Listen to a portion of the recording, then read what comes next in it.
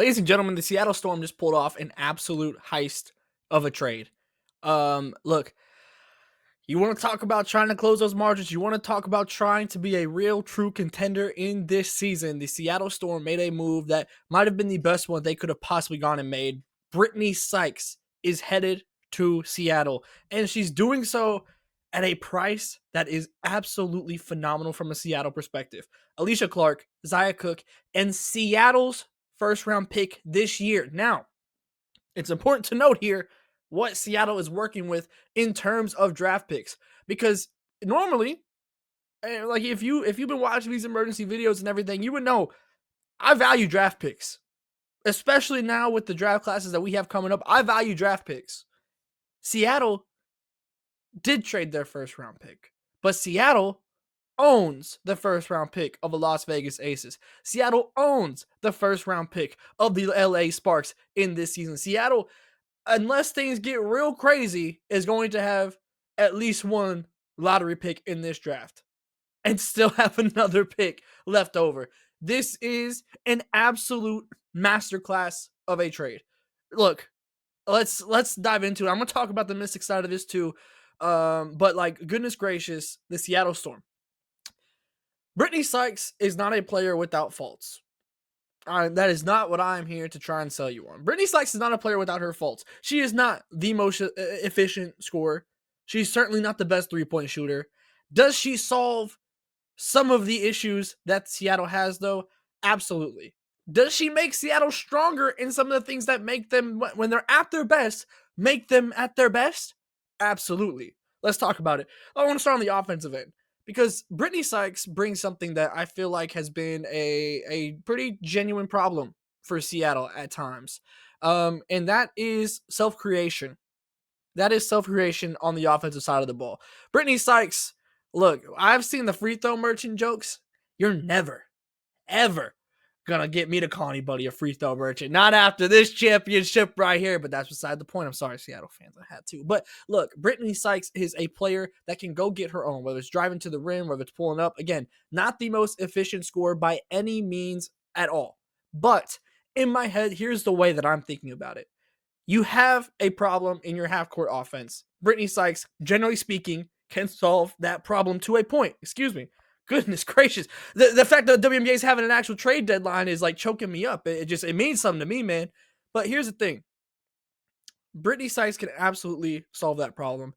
But I also don't think that the drawbacks of Britney Sykes in terms of her efficiency will be anywhere near as important here.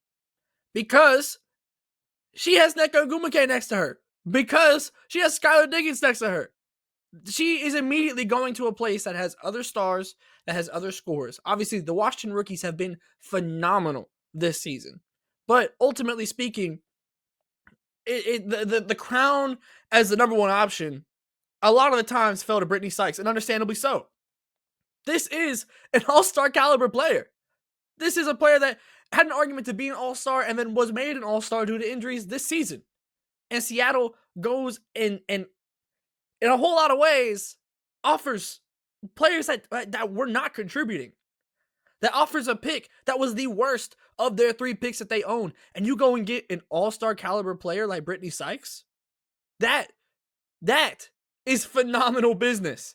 And again, does this make Seattle on the tier of New York? Does this make them on the tier of Minnesota when Fee is healthy? I don't know. That is yet to be seen. And Britney Sykes has certainly had her own inconsistencies, and Seattle, that has been their downfall. We literally just had been talking about it this past weekend. Like, that is the problem with Seattle, is that you don't know what team you're getting on any given night. But does the Seattle Storm get better by making this trade? 1,000%. Not even close. To me, they pulled off a heist in this deal to go and be able to get Britney Sykes. But I want to talk about the Washington side, because I say all that, and I don't hate this deal for Washington. Let me kind of let's spell this out a little bit. Let's kind of look at the equation here. Obviously, everyone knows what's coming. CBA, all those things. There's a whole lot of free agents. Pretty much everyone. What is the trade value for Britney Sykes? Generally speaking, her talent, if you take all the other factors out, her talent is higher than what they got in return. They immediately cut Zia Cook. Alicia Clark is not what I mean. Shout out to her. She's a free agent. Shout out to her. Um, you get your first round pick, right? Great. Love that. Love that. That'll probably be in the last 5 picks. You know, like that's where the Seattle Storm should be landing, is in the top 4 or 5. But the thing is, you could have probably gotten a better player. I don't know how many teams would have wanted to go and do that, though, in the sense of Minnesota already kind of made their win now deal with going to get Dejounte Carrington and using Diamond Miller as that trade piece. And when we had talked about the possible trade deadline deals, Minnesota and Seattle were the 2 teams that had already kind of come up. Like it didn't feel like anybody else really was going to make that deal. If Indiana wasn't going to do that with the question marks around Caitlin. Phoenix doesn't really have the resources without trading one of their big 3 to go and make a trade like this, right? It's just not there. And then New York, technically they have the resources, right? But you go inside Emma Meesman, that it felt like you had already done your deal. Whatever that was going to be, it became Emma Meesman, and that's a hell of a deal to make. So it came down to Minnesota and Seattle. So I list out all those teams, and I say all that to say this. Did Washington get worse? Absolutely they did. They did. They got worse this season by making this trade. And they should be applauded for it. Tank Commander Tyler is in the building. Let me walk you through the thought process here.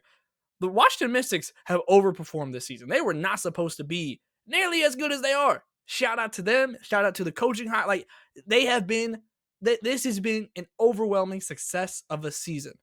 But you know what would not be a success this season? Making the playoffs.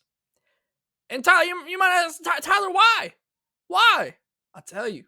Here's the thing. Not only if you make the playoffs, do you lose your lottery pick and have the chance of going up and jumping into that top spot and being able to draft number 1 and going to get an AZ Fudd, a Lauren Betts, whoever you want, you get slotted behind 2 expansion teams in this draft. You're talking about going from the chance at picking number 1 to roughly picking 6 or 7, depending on how this draft ends up going, because nobody tells us anything. You know, like we don't know what's going on. So like what, 7?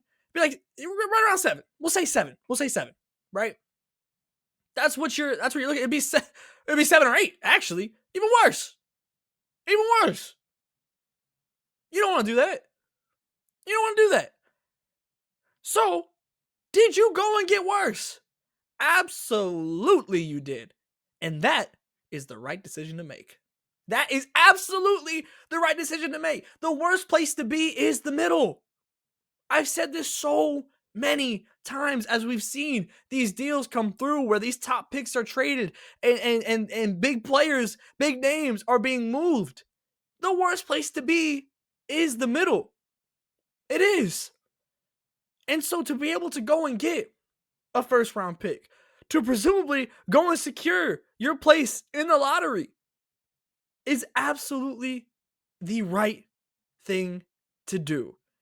And again, you don't have many options as to where Britney Sykes could end up.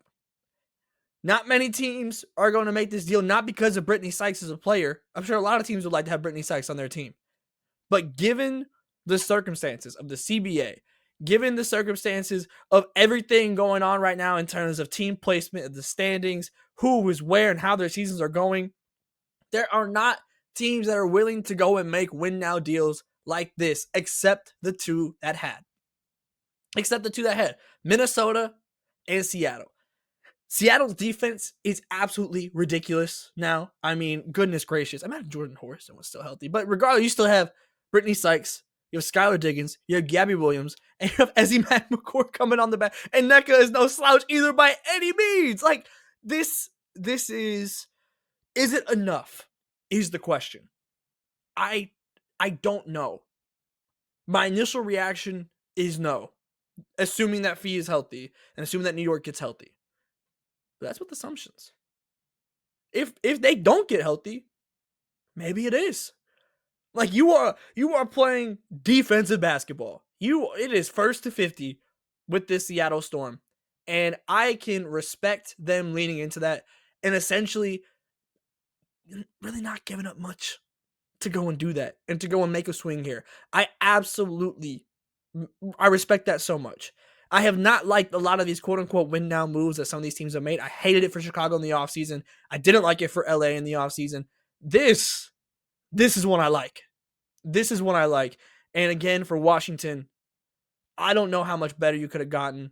For Seattle, I genuinely don't know. In a realistic world, if this is probably the best player that you realistically could have gotten, right? And you went and got it for pennies. You pulled off a heist. This is to me, it is I don't know if win-win is how I'd put it, because I don't know if this is exactly what Washington wanted to do and wanted to be at. But I completely understand them being sellers in this market where they're standing right now. I think that is exactly what they need to be. Stephanie Dolson, if any team needs a big, ring, ring, hello. Like, make the call. Aaliyah Edwards has kind of been moved out of the shuffle here. Hello. If I'm Connecticut, if I'm Dallas, I'm making the call. Let's take a swing. Let's see what we're working with here. Washington is a seller, and they should be. Seattle is a buyer, and they should be. Both these teams, Seattle got better. Washington got worse, which is going to make them better. Round of applause all around. Round of applause all around. And shout out to the WNBA trade deadline for finally doing something. I'm literally the Vince Carter gift. Like, thank you. Finally. This is all I've asked. This is all I ever wanted. Just give me an exciting trade deadline. We've had DeJounte, we've had Brittney Sykes. Look, we still got some time. We got time. We got a couple more days. Bring me some more excitement. I need it.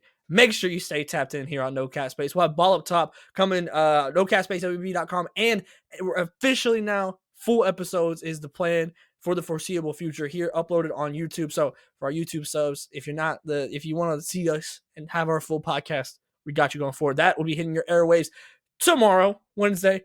And look, be on the lookout for another live this weekend as well. The rough plan going forward is to be on Sundays live. So make sure you're on the lookout for socials for when we're going to go live. Kind of depends on the games and whatnot, things of that nature.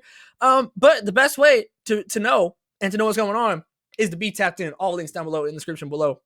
Make sure you're subscribed here. We're on the road to 5,000 subscribers here on the YouTube as well. It's such an exciting time. Trade deadline's here. Playoffs will be here before you know it. And then it's college season. No Cap Space has you covered the entire way through. Until next time, I'll talk to you soon.